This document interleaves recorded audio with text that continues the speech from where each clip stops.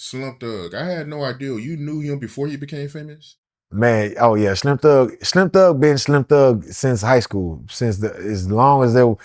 Slim Thug has always been the boss. I don't know if there's ever a time when Slim Thug wasn't, Slim Thug, the most popular, the biggest boss, the flyest clothes, all of everything, the swag, his attitude, his confidence, everything, his whole demeanor, everything. He always been the boss. Definitely in high school, he for sure was the man.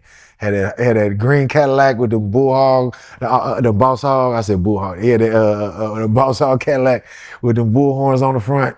Hell yeah, Slim Thug. He always been the man.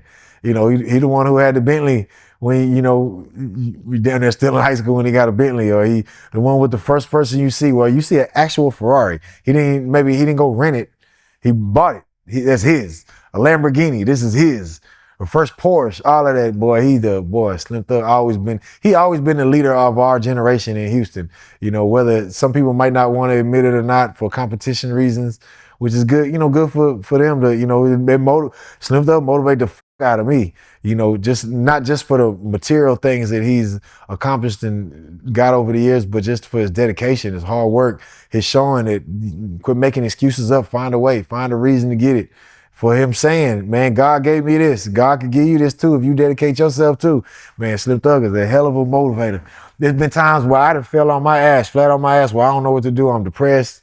Music wise, I don't, my verse is not sounding right, or it ain't coming together. I don't know what the hell to do. And who's the one that's right there? When my major deal was over, when my deal was when the Swisher House was no longer a record label, when they stopped putting out music, because there was a time when that now at this point, Swisher House no longer puts out music. That's my label. I no longer have a record label now. I'm no longer on a major deal or nothing. I got to do it all myself. I got to backtrack, even though we always knew we were going to go back to independent. That was kind of always the plan. That was like, okay, this is what we're going to ride this wave as long as we can, but the wave is just to get us back to the beach. The beach is being independent. You know what I'm saying? So eventually we knew we was always going to be independent, but, when it happened, it's like, all right, what do I do? You think, okay, well, I'm going to go back and make music with these people. Well, they're no longer making music. I'm going to, maybe work with this label. Well, it's no longer a label. I'm going to work with this producer. Well, he's no longer producing. I'm going to work with this studio. Well, they don't got a studio. It's owned by somebody else, and I don't know them. They charging me top dollar to rent the studio out, where I can't, so what do you do when you have nowhere to look, nowhere to go, nobody to base, your path of where you want to go off of, So there was my boy, the boss, Slim Thug, who was, hey, man, this is what I'm doing. I'm over here with G-Luck and B-Don.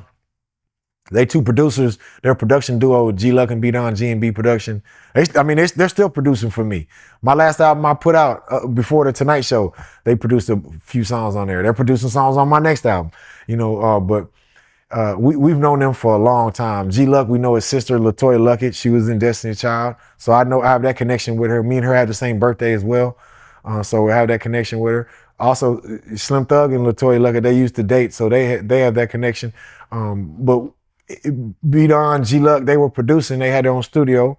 So one, they're not charging us studio time. Two, they're elite producers for the sound and style we want. They know exactly what we want. So it's like, why not go there? You know what I'm saying? We got this Slim Thug showing me the plug. And he told me, man, look, this is what I do. I come here once a week. Once a week I come here, every Monday. And why don't you come on Tuesdays? Monday, all I do is work on one song. I focus on one song. Because those weeks will go by like this, and before you know it, you got no songs. Or before you know it, you got 20 songs. You know what I'm saying? It's 52 weeks in a year. So you do a song every week. That's 52 songs a year. That's a lot of songs. That's more songs than almost all artists are doing. Almost all artists aren't making 52 original songs a year. Not features or this and that. I'm talking about they made 52 songs that are their songs. That's a lot of albums. Especially you talking about albums is, 10, 11 songs now. You talking about 5 albums right there. Artists are not recording, writing, and releasing or making 5 albums a year. You know what I'm saying? So, but this was Slim Thug's, this was his blueprint. He said, man, look, we come over here once a week. Now, he said, look, this Slim Thug talking. Now I'm gonna use my boss voice. Now look, Power Wow. Now he say, look, when I come over to the studio, I might call J Dog over. I might call Lil Kiki. I might call Big Pokey. I might call Power Wow. I might call whoever to come do a verse on here, do a hook on here. I might call a young artist like Propane. This is, we're talking about 2010, 11. So Propane is like just coming out. I might call a Propane to get on here. I might call a, name an artist. It ain't just me. I might call this person to do the hook and I do the verse, and all I gotta do is a verse. And one person does a hook, another person does another verse. But that's the blueprint, where once a week I'm working and they'll make a beat from scratch. I'll write to it, record to it from scratch. Yeah, sometimes I gotta come back tomorrow and lay the verse because it's getting too late. Yeah, I'm almost done, but I gotta go because my mama need this or whatever. So I gotta come back tomorrow to lay a verse. But that's the routine. Man, look, I come Mondays. Why don't you come Tuesdays? Because Slim Thug recognized this too. If any one of us, but especially like me, him, and Slim, me, Slim, and Mike Jones, but any one of us from Houston or from our era, if we crash out or we fall off or we looking weak, then it makes us all look a little weaker.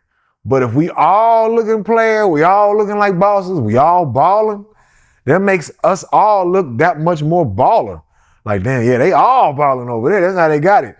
Just like as if it's a group of friends and it's one fine girl, that's cool. But if they all fine, it's like, damn, they all fine. So this is the same type of thing. So that's how it was. Slim Thug recognized that early on, is that if I fall off, that's going to affect how people look at Slim Thug. And if I, Paul Wall, am still going hard, that's going to also affect how they look at Slim Thug. So Slim Thug, I didn't even know I needed help. He calling me, motivating me. I'm not calling him asking for help. I didn't know I could ask for help. I didn't know how or who to ask for help. You know what I'm saying? But Slim Thug recognizing it, and he just knowing, hey man, look, this is what you got to do. This is what I'm doing. It's working. This is what you need to do. So that's what I started doing. I started coming on Tuesdays, working with G-Luck Beat On. Slim Thug is right there with me working too. The first month or so we in there working, he there Monday, I'm there Monday. He there Tuesday, I'm there Tuesday. Even if I'm not recording nothing Monday, I'm still there, soaking up. Even if he not recording nothing Tuesday, he there to make sure I'm good, to make sure, even though I'm like good, we all friends, but to make sure I'm on the right path and I'm still going. Make sure I'm doing my reps. So if he like, hey, I need you to do, 3 sets of this, 3 sets of that, 3 sets of that, 3 sets of this, and then he leave. He there, he ain't leaving. He there to make sure, hey, nah, bring that bar all the way down to your chest. No, you do that push-up, go all the way down there. No, you only cheating yourself if you cheat. You only cheat. That's what he doing to me. He was coaching me, pumping me up, hyping me up, giving me that confidence and motivation and he showed me the blueprint again, like he did when he was a Switch House freestyle rapper. Showed me the blueprint that, that this is how you do it. You put your best foot forward every time you step. You go out there and grind, you show love to the fans, you build with the community beyond just the fans and the music makers, like the clubs or the record store owners or people like that, the restaurant owners, they all play a part into the music industry. So, man, this is all what I learned from, hands-on from my big bro Slim Thug, and he picked me up by my bootstraps, and when I fell off, he failed me right back on. And that got me started, got me going. And I recognized, and I was over there for a long time with G-Luck and Beat On until I realized, man, you know what? I need my own compound where I can do my own kind of thing. And that's when it was a group of friends of us where we started doing our thing in Houston. My boy C Stone, D Will, it was a few others, my boy Q, Zavi, there's a bunch of us. They all came different things. One of my boys now, he's a filmmaker. One of them, he was a salesman. He was one of the top grill salesmen forever. One of them, he owns a restaurant club now. But we're all like different walks of the hustle where we come together, and we would, that's what we would see like things. But it all started with Slim Thug just showing me like, okay, this is how you do it. This is what we got to do. And I was like, that's when I knew, okay, I got to have my own compound. I got to have my own setup where I could come here 24 hours a day if I want to, or whatever. But yeah, man, my brother Slim Thug, man, yeah, Slim Thug has always been the boss. He's still the biggest boss.